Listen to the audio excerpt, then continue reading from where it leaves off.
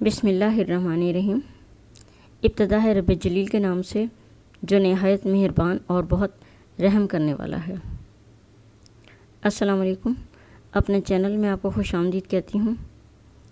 آج کل رمضان کا مقدس مہینہ چل رہا ہے اور ہم اس مہینے کے حوالے سے ہی بات کر رہے ہیں۔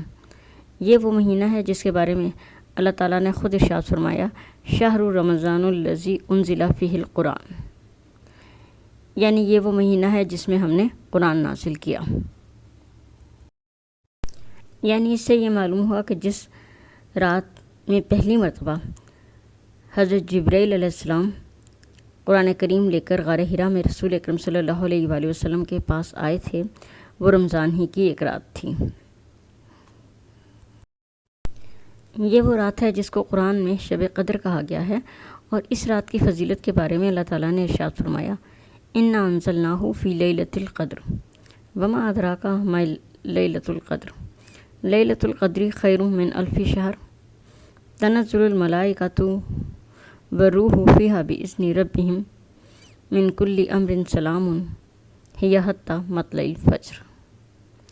یعنی ہم نے اس قرآن کو شب قدر میں نازل کیا، اور تمہیں کیا معلوم کہ شب قدر کیا ہے؟ شب قدر 1000 مہینوں سے بہتر ہے۔ اس میں فرشتے اور روح القدس اپنے رب کی اجازت سے ہر حکم لے کر اترتے ہیں، اور یہ رات سلامتی ہے طلوع صبح تک۔ یعنی رمضان کے مہینے میں ایک ایسی رات آتی ہے جو 1000 مہینوں سے بہتر ہے۔ ایک روایت کے مطابق رسول اللہ صلی اللہ علیہ وآلہ وسلم نے فرمایا کہ شب قدر رمضان کی آخری 10 راتوں میں سے طاق رات ہے، 21ویں، 23ویں، 25ویں، 27ویں یا 29ویں رات۔ لیکن کسی رات کا تعین اللہ اور اس کے رسول کی طرف سے اس لیے نہیں کیا گیا کہ شب قدر کی فضیلت سے لوگ زیادہ سے زیادہ فائدہ اٹھا سکیں، یا اس کے فضیلت حاصل کرنے کے لیے لوگ زیادہ سے زیادہ عبادت کر سکیں۔ اب رہا یہ سوال کہ یہ کون سی رات ہے، تو اس ضمن میں مختلف روایات ہیں، لیکن علماء کرام کی بڑی اکثریت یہ رائے رکھتی ہے کہ رمضان کی آخری 10 راتوں میں سے کوئی ایک طاق رات شب قدر ہے، اور ان میں بھی زیادہ تر حضرات کی رائے یہ ہے کہ وہ 27ویں رات ہے۔ چنانچہ حضرت ابو ذر سے روایت ہے کہ حضرت عمر رضی اللہ تعالیٰ عنہ، حضرت حذیفہ رضی اللہ تعالیٰ عنہ اور اصحاب رسول میں سے بہت سے لوگ ایسے تھے جن کو اس بات میں کوئی شک نہیں تھا کہ وہ رمضان کی 27ویں رات ہے۔ بعض علماء کرام یہ بھی کہتے ہیں کہ لیلۃ القدر کا لفظ سورہ قدر میں 3 مرتبہ آیا ہے، اور اس طرح کل حروف 27 بنتے ہیں، لہٰذا یہ 27ویں رات ہے۔ لیکن اللہ تعالیٰ اور نبی کریم صلی اللہ علیہ وآلہ وسلم کی طرف سے کسی رات کا کوئی تعین نہیں کیا گیا، اس لیے 21ویں، 23ویں، 25ویں، 27ویں اور 29ویں رات میں شب قدر تلاش کرنا بہت ہی فضیلت کی بات ہے۔ یعنی ان راتوں میں جاگنا اور عبادت کرنا بہت زیادہ اجر و ثواب کا باعث ہے۔ یہی وجہ ہے کہ میں نے آپ سے 21ویں رات کے، 23ویں رات کے، 25ویں رات کے وظائف اور عبادتوں اور نمازوں کا ذکر کیا۔ آج میں ان کچھ عبادتوں کا ذکر کروں گی یا ان نمازوں کا ذکر کروں گی جو کہ 27ویں رات کو پڑھی جاتی ہیں۔ چوتھی شب قدر اور 27ویں شب کو جو نمازیں پڑھی جاتی ہیں وہ کچھ اس طرح سے ہیں۔ رمضان کی 27ویں رات کو 12 رکعت نماز 3 سلام سے پڑھیے۔ ہر رکعت میں سورہ فاتحہ کے بعد سورہ قدر 1 بار، سورہ اخلاص 15 بار پڑھیے، اور سلام پھیرنے کے بعد 70 بار استغفار پڑھیے۔ انشاءاللہ تعالی بہت زیادہ اجر و ثواب ملے گا۔ رمضان کی 27ویں رات کو 2 رکعت نماز پڑھیے۔ ہر رکعت میں سورہ فاتحہ کے بعد سورہ قدر 3 بار، سورہ اخلاص 5 بار پڑھیے، اور سلام پھیرنے کے بعد 27 مرتبہ سورہ اخلاص پڑھ کر اپنے گناہوں سے معافی مانگیے۔ اللہ تعالیٰ ضرور معاف فرمائیں گے۔ رمضان کی 27ویں رات کو ایک نفلی نماز اس طرح بھی پڑھی جاتی ہے کہ 4 رکعت نماز 2 سلام سے پڑھیے۔ ہر رکعت میں سورہ فاتحہ کے بعد سورہ تکاثر 1 مرتبہ اور سورہ اخلاص 3 مرتبہ پڑھیے۔ انشاءاللہ تعالی موت کی سختی آسان ہوگی اور عذاب قبر سے نجات ملے گی۔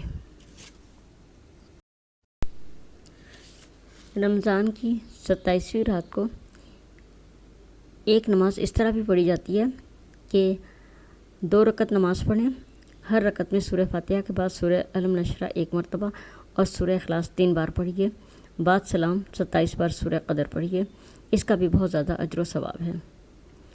پھر ایک اور نماز پڑھی جا سکتی ہے اور وہ اس طرح ہے کہ 2 رکعت نماز پڑھیں۔ ہر رکعت میں سورہ فاتحہ کے بعد سورہ اخلاص 7 مرتبہ پڑھیے۔ یہ بھی بے حد اجر و ثواب کا باعث ہے۔ اسی مبارک رات میں ایک نماز اس طرح پڑھی جاتی ہے کہ 4 رکعت نماز پڑھیے۔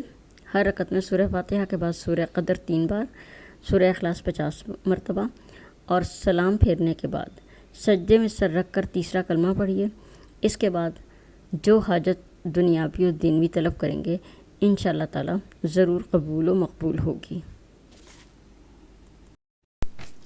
اس مبارک رات کا خاص وظیفہ یہ ہے کہ 1000 مرتبہ درود پاک پڑھیے، سورہ یاسین 3 بار پڑھیے، سورہ ملک 7 مرتبہ پڑھیے، سورہ قدر 27 بار پڑھیں۔ اس کے علاوہ بھی اللہ تعالیٰ کا ذکر کرنے کے لیے کوئی سی بھی تسبیح پڑھی جا سکتی ہے، قرآن کا کچھ حصہ پڑھا جا سکتا ہے، یعنی جتنی بھی رات آپ کو ملتی ہے آپ اس میں کچھ نہ کچھ عبادت کریں، اللہ تعالیٰ بہت اجر و ثواب دے گا اور گناہوں سے بخشش عطا فرمائے گا۔ یہ اللہ تعالیٰ کا خاص فضل و کرم ہے کہ اس نے ہمیں شب قدر عطا فرمائی۔ کہا جاتا ہے کہ صحابہ کرام رضی اللہ تعالیٰ عنہ کو جب یہ معلوم ہوا کہ بنی اسرائیل میں ایک شخص ایسا تھا جو تمام رات عبادت کرتا تھا اور تمام دن روزہ رکھتا تھا یا جہاد کرتا تھا، اس طرح اس نے 1000 مہینے گزار دیے۔ اس پر وہ بہت فکر مند ہوئے اور نبی کریم صلی اللہ علیہ وسلم سے فرمایا کہ ہماری تو عمریں اتنی زیادہ نہیں ہیں، اس لیے وہ لوگ تو ثواب میں ہم سے بڑھ گئے۔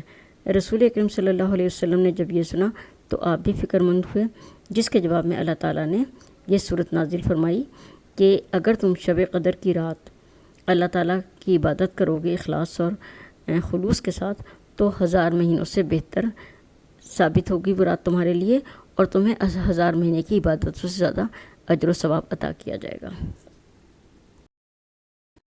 یہ اس قدر مقدس اور بابرکت رات ہے کہ اس کی فضیلتوں کو شمار نہیں کیا جا سکتا۔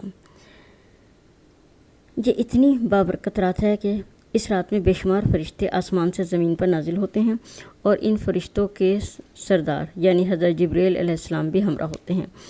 یہ فرشتے زمین پر گھومتے پھرتے ہیں اور اس رات میں عبادت کرنے والوں کو اللہ تعالیٰ کے انعامات سے نوازتے ہیں۔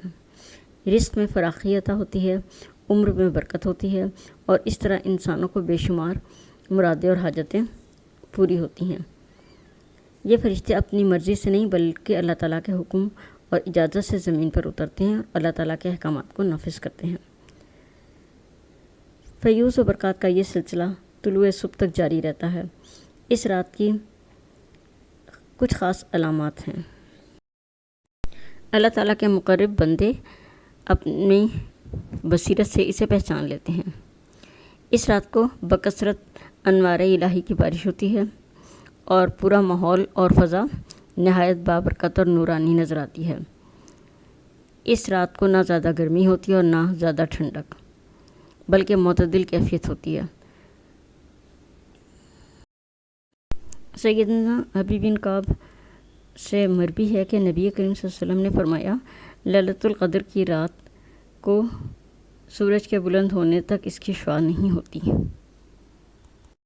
سیدنا عبداللہ بن عباس سے مروی ہے کہ نبی کریم صلی اللہ علیہ وسلم نے فرمایا کہ لیلۃ القدر ایک آسان اور معتدل رات ہے۔ اس رات نہ بہت گرمی ہوتی ہے اور نہ بہت ٹھنڈک، اور جب اس رات کا سورج طلوع ہوتا ہے تو اس کی سرخی بہت مدھم ہوتی ہے۔ اللہ تعالی ہمیں اس رات کی برکتیں سمیٹنے کی توفیق عطا فرمائے، آمین۔